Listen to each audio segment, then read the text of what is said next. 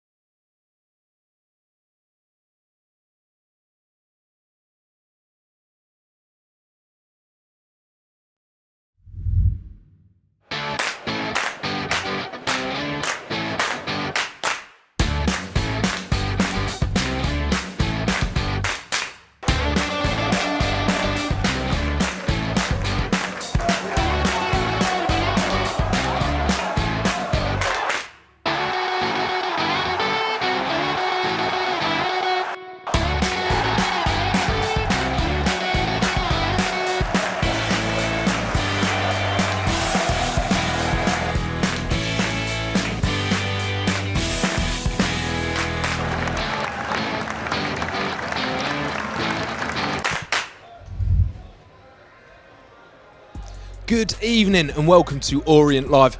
The floodlights are on, the fans are making their way in and the O's are in action, and it's a tough test tonight as we face league leaders Forest Green Rovers. And I'm of course joined by Glenn Wilkie and Brendan Pitcher to cover this one for you on Orient Live. And if you're watching along for free on YouTube, don't forget this stream is available worldwide. That means even if you're in the UK, you can watch it. So head over to www.leytonorient.com/live to buy your match pass. Now, boys, thank you very much for joining. And Glenn, it's a tough test for the O's tonight. No winning four, and the league leaders are in town. Yeah, very, very tough test. I'm really looking forward to it because you know what Orient are like. We always say when we've got the team who are near the bottom of the league, oh, here we go. We normally don't get a result against a team like this, and likewise when we're playing a really good side who are in form and flying high, we normally get a result. And I think after Saturday's performance and the result and not scoring a goal, I think Kenny Jackett be looking for a big reaction, and I think we'll get one tonight. And Brendan, no winning four for the O's, and Forest Green are unbeaten away this season. Is the writing on the wall, or are you expecting the league to upset this evening? I think it might suit us. We saw what was the last really disappointing game we had at home. It was Harrogate, and we lost 2-0. And then we followed up with Bradford, who everyone expected to be a really difficult game, and we beat them pretty comfortably in the end. So perhaps kind of a side like Forest Green, who are going to come at us a little bit and attack us, might suit us today. It might suit kind of what Kenny wants to do and play a counter-attacking style that perhaps will suit us. And I'm hopeful. I'm a little bit hopeful. Well, we'll certainly see if Kenny has shaken things up. He certainly has with the lineup. Let's take a look at the O's starting 11 for this evening. So it's two changes for the O's this evening, with Dan Kemp and Paul Smith returning to the starting 11 in place of Theo Archibald and Ruel Sotirio. And in goal, number 22, Lawrence Vigouroux. Number 2, Tom James. Number 3, Connor Wood. Number 7, Paul Smith. Number 9, Harry Smith. Number 10, Dan Kemp. 15, Alex Mitchell. 18, Darren Pratley, and the captain this evening. 19, Omar Beckles. 25, Shad Oji. And 26, Hector Cipriano. And on the subs bench, Reece Byrne, Dan Happy, Craig Clay, Theo Archibald, Aaron Drinan, Tyrese Omotoye, and Ruel Sotirio. Now, Glenn, probably one of the biggest surprises would be the inclusion of Dan Kemp. He hasn't had many minutes this season, but he's looked lively in spells when he's come on. Yeah, it was a surprise. After the game Saturday, we spoke about Paul Smith probably coming back into the starting lineup tonight, which he has, but we didn't probably see Kemp coming back in. I think when he played at Crawley a couple of weeks back, he looked good, he looked sharp. He came on Saturday, he did, didn't he? Yeah, I'm not dreaming that good. He came on and he did okay. I think today against Forest Green, they wouldn't have been expecting it either. Me and Brendan were discussing before, he may play just behind Smith and Smith up front as a free, but just sit behind and try and pick up them knockdown passes, you know, and try and be a bit creative. So really, really looking forward to it, and let's hope he's got his chance. Let's hope he grabs it. And just sticking on that, Brendan, do you think this is Kenny looking for a reaction through dropping a player in Theo Archibald, or do you think this is more tactical, trying to match up Forest Green with what they do this evening? Maybe a bit of both. I think we can all agree Theo probably hasn't his best game in the last couple of games. He's looked slightly off it, and he's been subbed a couple of times. And like Glenn says, we know Forest Green, they play a similar formation to what we might be lining up with today, where they have 2 strikers and a number 10 in behind. And I think we've said it multiple times, I don't think Kemp suits kind of playing out on the wing. I think he's at his best when he's behind the 2 strikers, controlling play. And if there's one thing we lacked on Saturday, it was a little bit of creativity in midfield. And I think this might be Kenny trying to address that issue, because it should be the perfect game for Dan Kemp, hopefully. And it's a fantastic chance for him as well. He's looked frustrated, and I think he'd probably openly admit he's frustrated. We saw when his goal didn't quite go in, and Harry Smith got the rebound. He wants to be on the pitch, he wants to be playing, he wants to be scoring. You expect him to take tonight's chance with both hands. Definitely, especially after last season when he's coming from West Ham. He was starting nearly every single game, didn't he? And he was good. He was getting assists. He chipped in with the odd goal, and he was real lively. He was probably one of the better signings, or probably the best signing we had last season out of transfer windows. So from being sort of an ever-present in the side last year to being a bit part player this season, he will be frustrated. But it's all about taking your chance. When you're given an opportunity, you need to take your chance. You need to show the manager, you need to show the coaching staff, I'm in this team, now it's up to somebody else who's on the sidelines to get me out of it. And we've already touched on Paul Smith coming back in as well. Feel as though he had a bright 45 minutes on Saturday. He'll be looking to build on that. But let's not talk about some of the decisions from the ref where he spun a player on the halfway line and somehow got a foul against him. He's going to be looking to go one better and get back in amongst the goals. Yeah, it's going to be so important to get him back at full fitness, because I really do think he was our marquee signing during the summer. We've said it multiple times, and we've done well to do without him, but it shows how much Kenny rates him in that he's just come back from injury, he's come back from international duty, and he's pretty much straight back in there. And I think it's an exciting partnership if it is a two up front with him and Harry Smith, because classic big man, little man, isn't it? If Harry Smith can get some knock-ons, I don't think Forest Green have a particularly lot of height in their defence. So if we can exploit that, get Harry Smith to nod the ball on in behind to Paul Smith, could be a source of joy for us tonight. Do you know what I like? You saying that, like Harry Smith, if he flicks it on, I can see Paul Smith being the one who's running in behind. But even if he knocks it down, I can see Kemp being the one just to sit round in front. So we might have a situation where you'll have one behind and one in front when the ball's going long in the air, which will suit us. And just the thoughts just come to me. Big Smith and Little Smith. We've probably got the biggest height difference in the front two in the football league in the world. Maybe, Brendan. It's a strange combination, but one that you feel could work. Yeah, I definitely think it can work, because I think it does play to each other's strengths. Because I think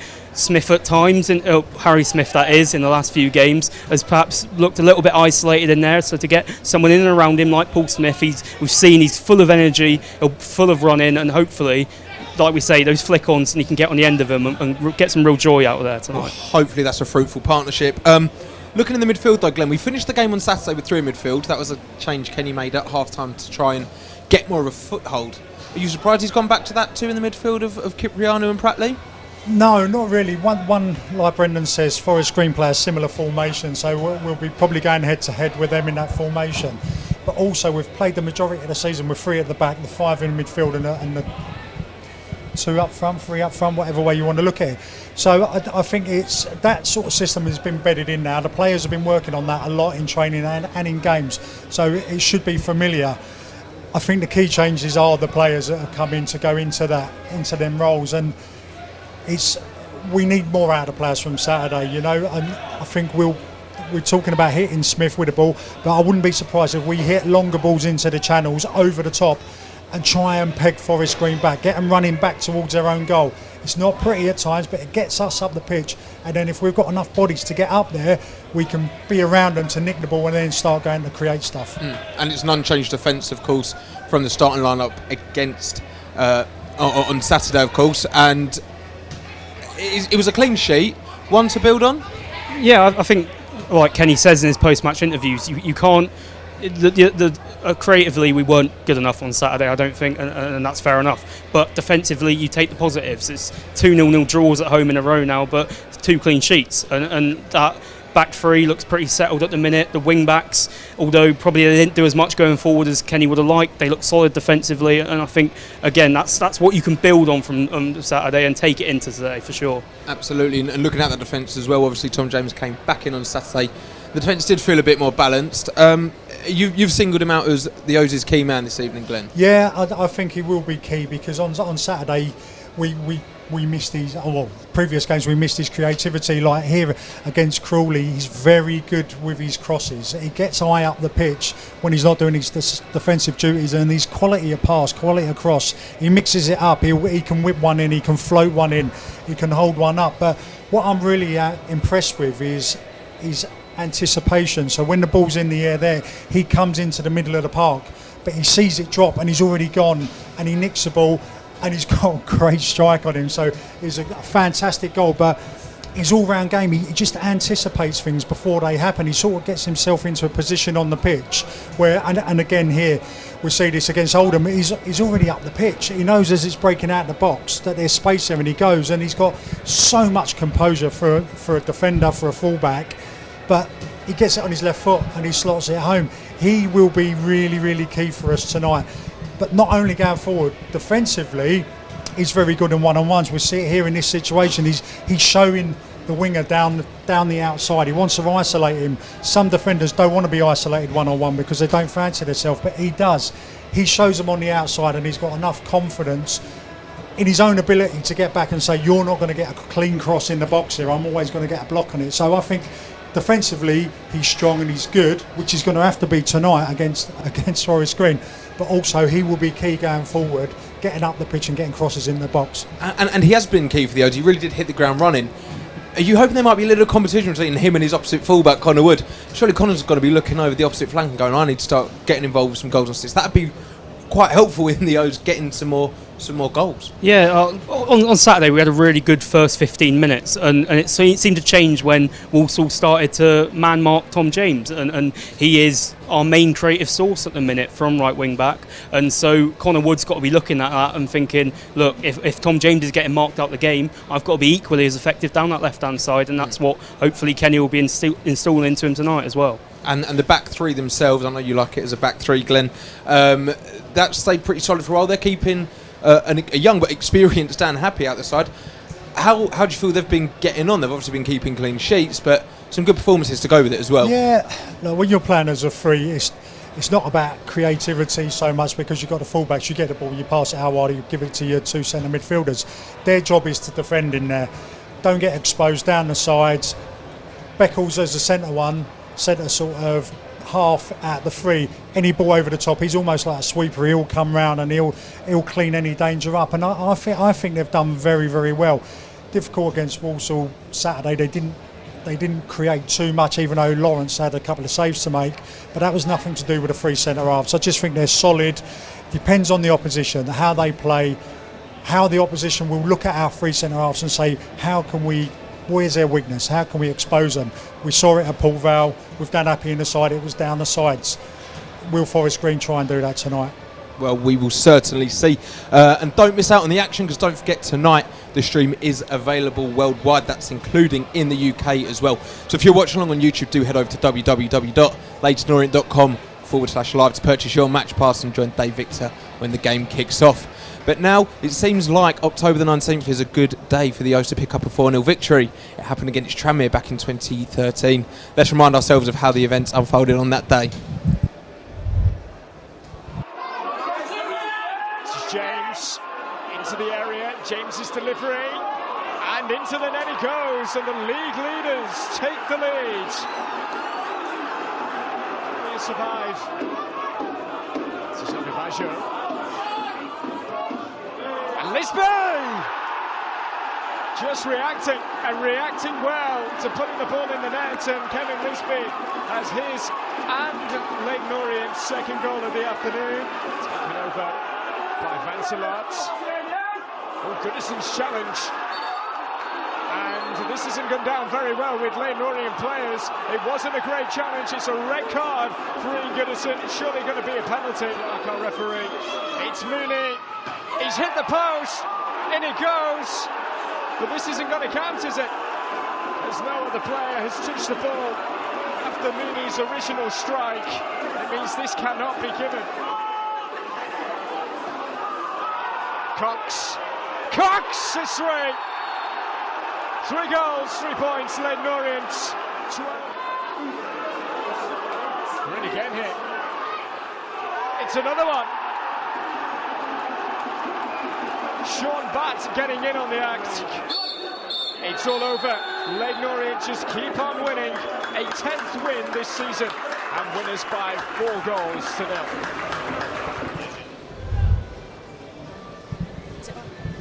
What a League One fixture that was, and hopefully the O's can get back to those levels sometime soon. But now we're of course joined by the Female Development Officer, Olivia Worsfold. Thank you for joining us, Olivia. Thank you for having me. And obviously it's your second appearance on the show now, but there's been a lot of games for the women's team since we last spoke, but I'm not sure you finished many. How's the season been going so far? Yeah, to say it's been frustrating would be an understatement. It's obviously been stop-start, but the girls are doing what they have to do, and yeah, unfortunate circumstances to not finish all the games, but in the games we finished, we've dominated from the first minute, so we've shown what we've about. And that domination's clear, because even just looking at the scorelines, I think you've got 8-0, 10-0, 13-0. You're a free scoring football team.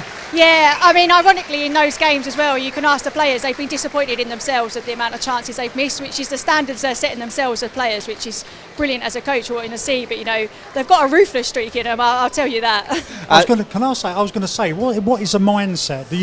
If you're beating somebody 10-0, do you go easy on them? Go easy on them because we don't want to dishearten girls from playing football. Yeah. But do you also want to say, go and score 20? Yeah, I mean, honestly, for us, we appreciate what the club have put into us, and we want to go and set a standard, and we want to set a statement to the league. So you do have that ruthless streak in you.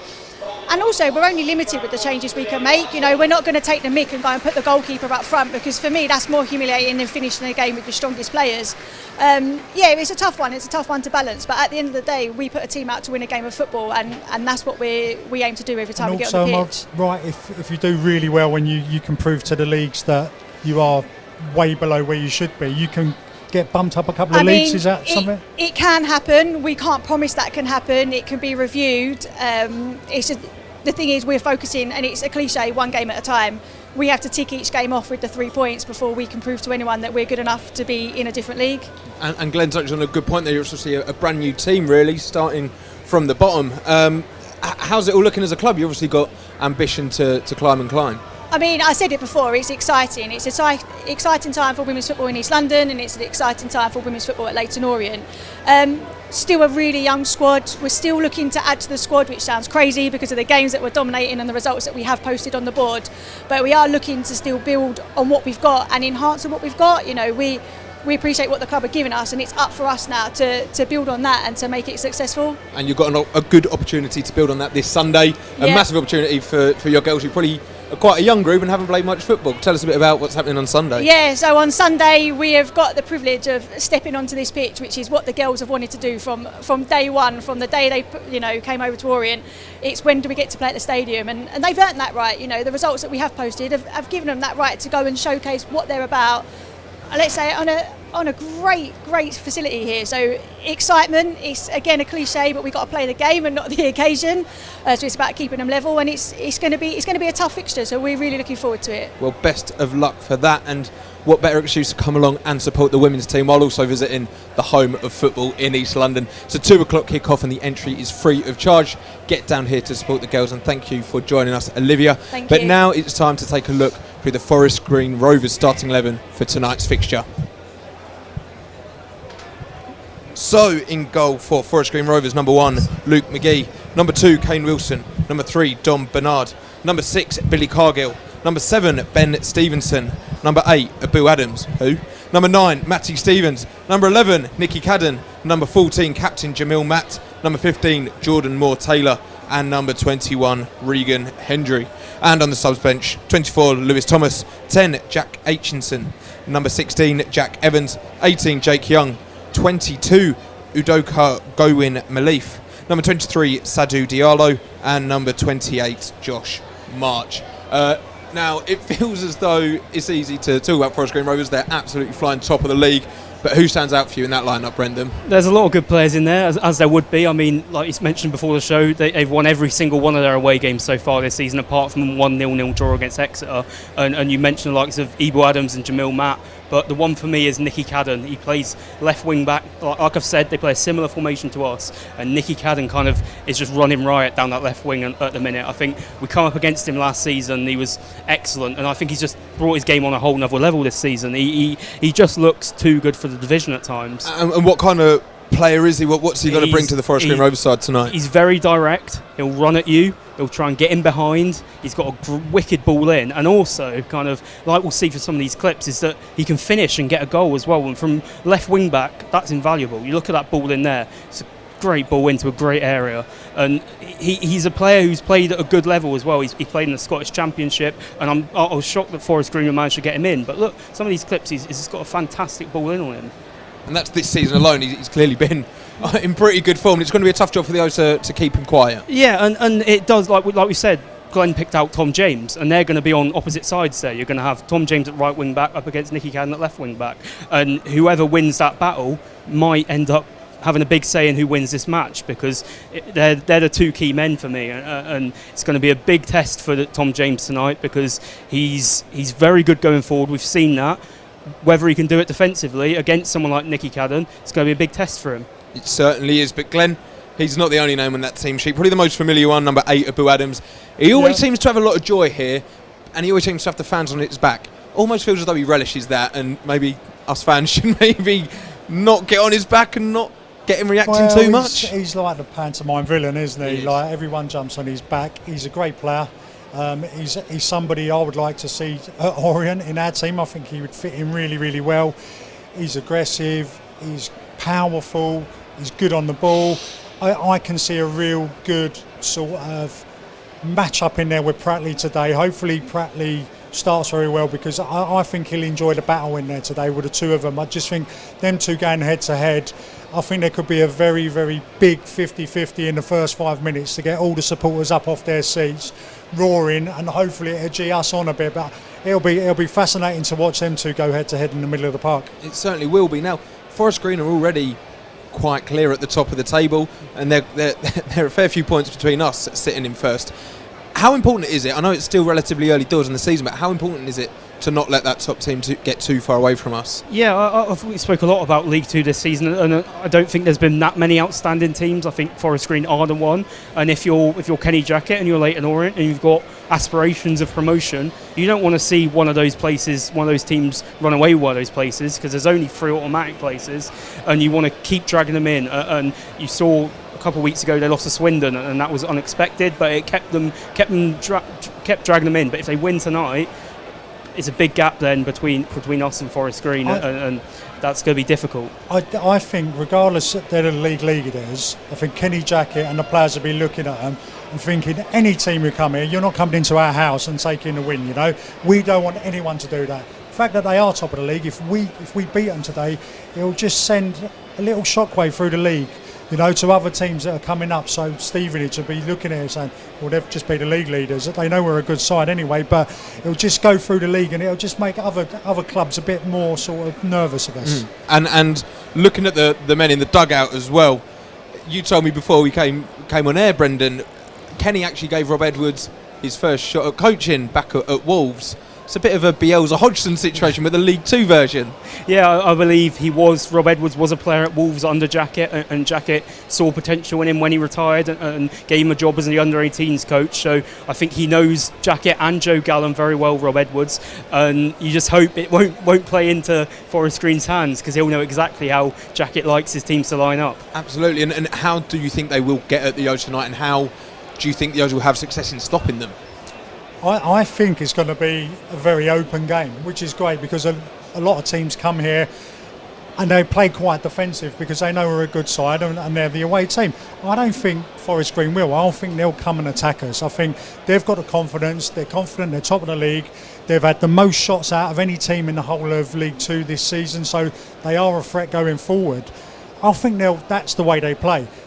Brendan said it earlier. That will be good for us, because there'll be plenty of space for us to attack, and we are good on the counter attack getting forward. So I think this could be a bit like a basketball game. You know, it could be up and down, up and down. Hopefully the score won't be like a basketball game, but I just think it'll be a really open, good game of football. Hopefully you're right there, Glenn. Well, enough about Forest Green, because here it's all about the O's, and let's remind ourselves of the starting 11 for Kenny Jackett's men this evening. In goal, number 22, Lawrence Vigouroux. Number 2, Tom James. Number 3, Connor Wood. Number 7, Paul Smith. Number 9, Harry Smith. Number 10, Dan Kemp. 15, Alex Mitchell. 18, and captain Darren Pratley.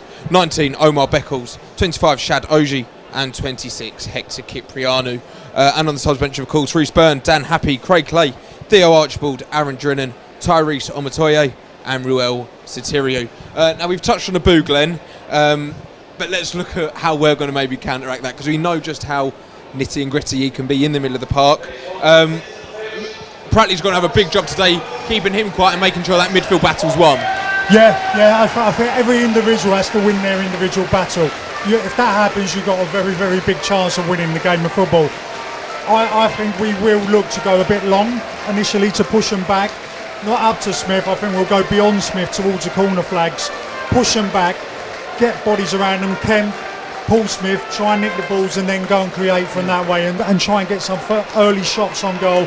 You never know, we might go 1-0 up, then they have to come at us and then it'll be open for us to go on attack. And Jamil Maxwell's going to be key for them. He's a handful. He's full of goals. Whose job tonight is it for the O's, do you think, to keep him quiet? I think Omar Beckles is a senior player in there, and I think it's a battle he'll relish. Omar Beckles loves a physical battle, and Jamil Matt will certainly give him that tonight. And Glenn, it's been a little while, but what's your prediction? Which way do you see this one going in your heart? I'm going to go for a 2-2 draw. Wow. A 2-2 draw is what Glenn goes for. And tweet us in your predictions well using the hashtag Orient Live. But now it's time to pass over to our match commentary team of David Victor and Matt Hiscock, who are also joined by Orient midfielder Callum Riley. We'll see you back here at half time. Come on, you O's! For Forest Green Rovers, with Matty Stevens, who scored 6 recently in the team.